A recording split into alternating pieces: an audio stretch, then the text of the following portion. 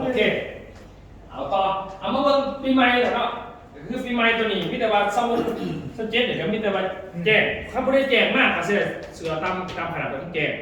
ถ้าเขาบ่แจ้งเขาเสียเป็น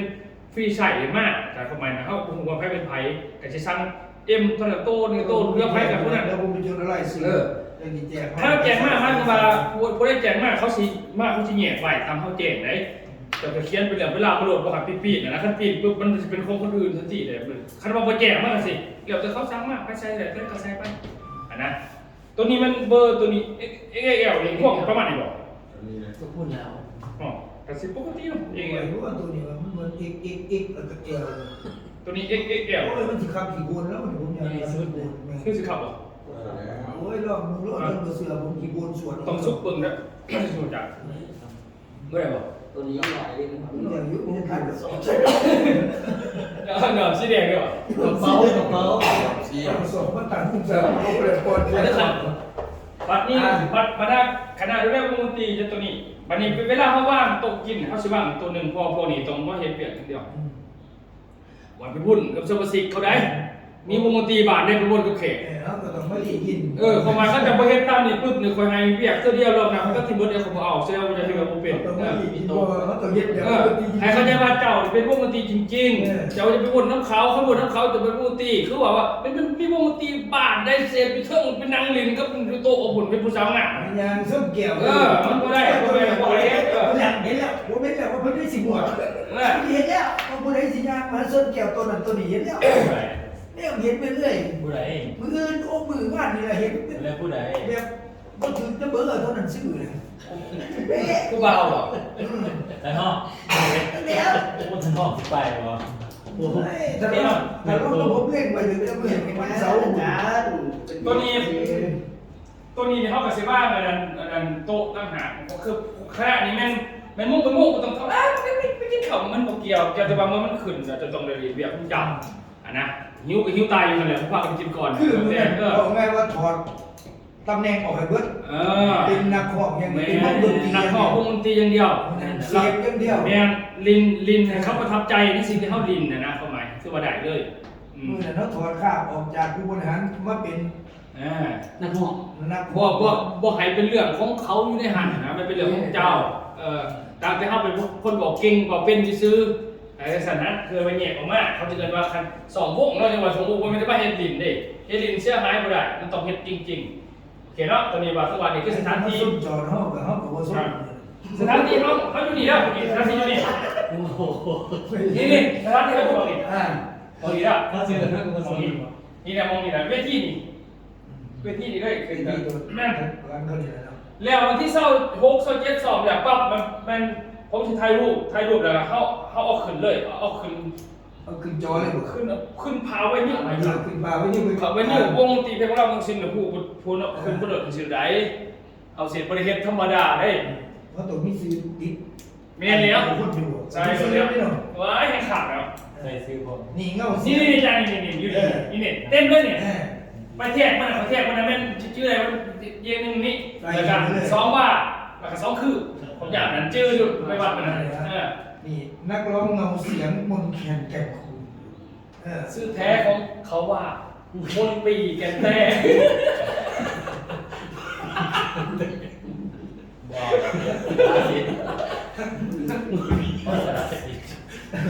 สิ่งที่เขาบอก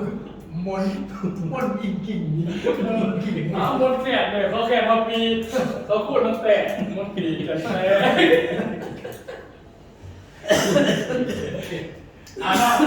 นี่บอลนี่แหละเต็มหมดเลยจะเป็นหูมีฝ่ายวงตีให้นี่แล้วก็มันจะกินตัวนี้นักข้อเขาจะห้าสนสักหน่อยหรือว่ามันจะเต็มเบิร์ตตัวนี้นะเต็มเบิร์ตเนี่ยเบียร์กับซิลล์แบบนี้แหละอาหารลง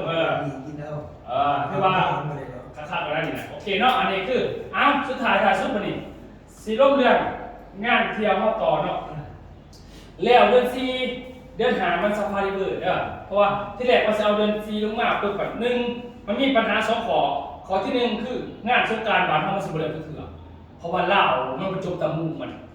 เขาจบ16 17มันประจบบนฝาดสาวไปพอนี่มันเป็นเพี้ยเพิ่นบอก2มันเป็นพาสปอร์ตของคนนั่นน่ะ เวียกบ้านเฮาคันสงกรานต์มันบ่ได้เฮ็ดกันได้บาดนี่บ่แม่นสิคนเฮาได้เจ้าหน้าที่ก็บ่ได้ชูนำเจ้าอีกขนาดก็เป็นซั่นก็เลยว่าล่ามไปต้นเดือนที่5ประมาณอาทิตย์แรกอันนี้คือปัญหาที่1ปัญหาที่2ก็สิย้ายไป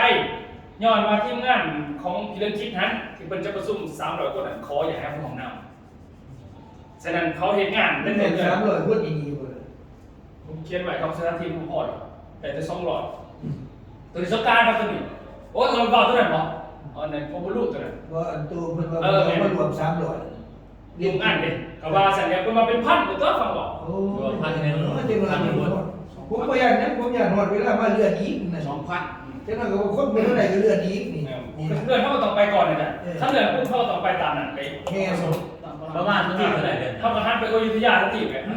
ประมาณเท่าไหร่กลางเดือนบ่ ต้นเดือน ต้นเดือนก็เดี๋ยว6ที่7นี่แล้วมันเป็นต้นเดือน ต้นเดือนหาเดี๋ยวสกอร์30นี่สรุปกันเลยจ้ะ สรุปเรา เพราะว่าเขามาเลยสกอร์30เขามาเขาจะสรุปเลยตัวนี้ เพราะมันมีเวลาพาสปอร์ตต้องจบถึงเดือนที่4 เพราะว่าอะไร ที่มีผู้สิเวียนพาสปอร์ต3คนเลยที่ไปงานนี่ โอเคครับตัวนี้จบตัวนี้เดือน6ประมาณต้นเดือนเพราะว่าอย่างมันแบบมันพยุงกับเวียดนามเพราะว่ามันเป็นเดือนเจ็ดเขาเดือน6เขาจะไปเที่ยวเวียดนามเด้อเวียดนาม แล้วก็พวกพี่จิวบุญนะผม เป็นครั้งที่6แต่ว่าเขาจะขายบัตรตัวนี้เป็นคนเดียวเพราะว่าเวียดนามมันเป็นเฉพาะบุคคลเด็กเขาจะบริบอกเป็นลวกแสดงเขาเน้นเวอร์พีจีคือเก่าออกบัตรเป็นยังคือเก่าฮิปโปเวอร์พีจีแต่ว่าพวกที่เขา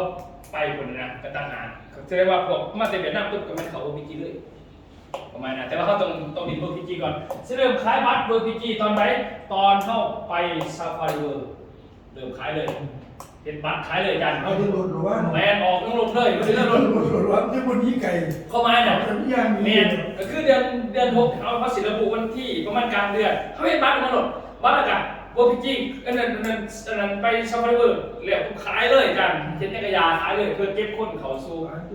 นี่เลยทุกคนพอคณะเวียดนามเขาก็ไปเวียดนามไปก็มาจากเวียดนามเขากับลงอุบลต่อนี่คือแผนเนาะตอนนี้มาเดือนที่7นี้แผนพวกแผนพวกมาจะเอาคณะกรรมการ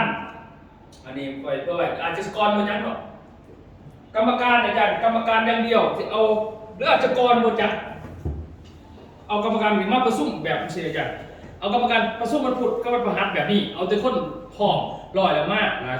15เขาหันถาว่าตามแผนหันเขาจะไปซิลินทอดก็คือไปจัดประชุมอยู่ก่อนเอาซัมมี่ประชุมแล้วก็ลากแค่ไปร่วมกันแล้วก็มวลกัน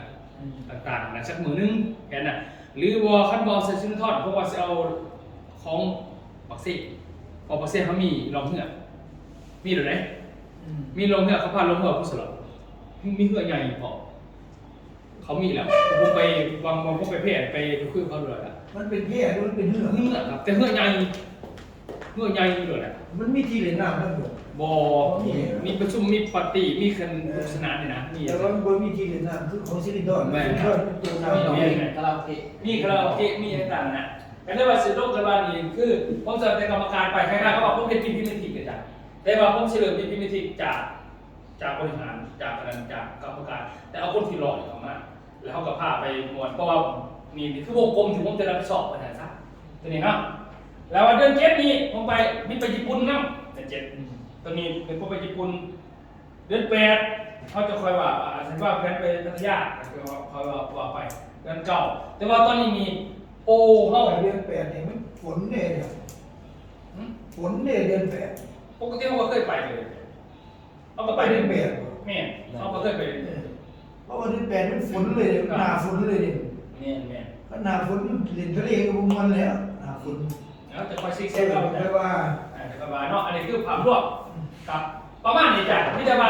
หลักการเท่ากับสีส้มหมอกพบวงกลมเลยเขาบอกตัวนี้1 2 3ตัวนี้เพื่อจะทำไปสอบตัวนี้กับตัวนี้เรื่องนี้กันคณะอาจารย์เรา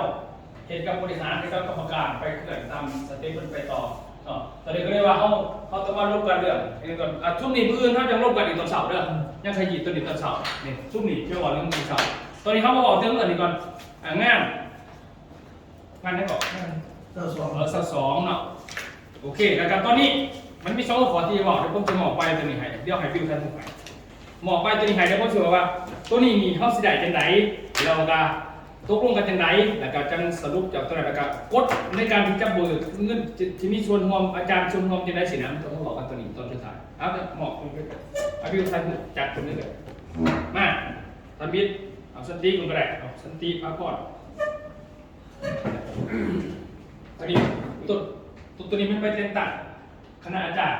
ใบแต่งตั้งนี่มีอายุอยู่1 ปีอาจารย์พอด1 ปีต่อนะตัวนี้เขียนไว้1 ปีเพื่ออย่างเพื่อบางคนนั่นบ่อยู่แล้วนะ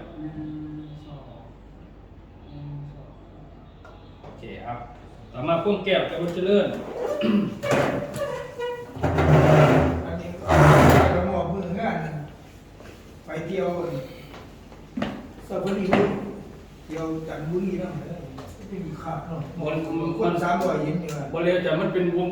เวทีหมอลำซิ่งก็คือ โอ้ที่มารับสิ นี่ อ้าว โยกเป็นเธอเวที คิดถึงบ่เป็น ไทยไลฟ์ นี่จะโบเป็นหมออยู่ตองโต อ้าวว่าดีมาใหม่ หมออยู่กับโต ได้ ได้โดดผมเปิดฟีดรอได้ไหมโดด เริ่มที่ไม่ได้กินงานอยู่ด้วย ฮะ หลัง1 ผมเปิดฟีดรอ ขอบคุณฟิล์มนะ เดี๋ยวท่านแต่ละคนจะร่วมกันแบบนึงอาจารย์นั่น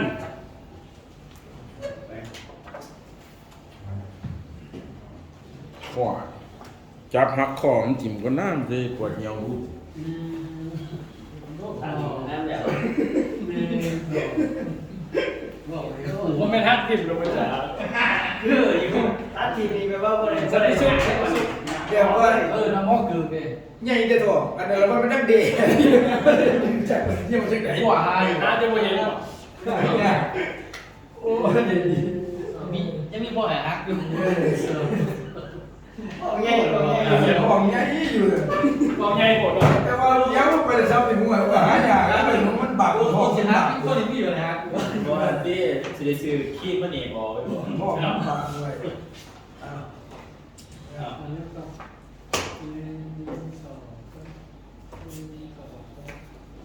โอเคแอดชุดไหนนะลูก ต้นเขา โอเคบัดนี้เขาบอกเรื่องใบตัวนี้เนาะหมายความว่ามันมีวันที่เท่าไหร่ก่อนสิกาวันนี้วันที่19 ได้ร่วมอ่ะ ไม่หมายว่าถ่ายรูปอะไร ถ่ายรูป ไม่ว่าถ่ายรูปเรื่อง วันนี้วันที่19 วันที่19 เดือน3 โอ้ นะ แต่อีรถเลยที่เราไม่ทิ้งมาจ้ะ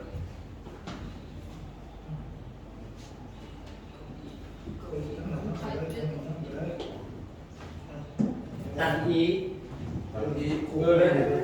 บ้านเขาต้องเอิ้นตันนี้ อี งาน นั่นก็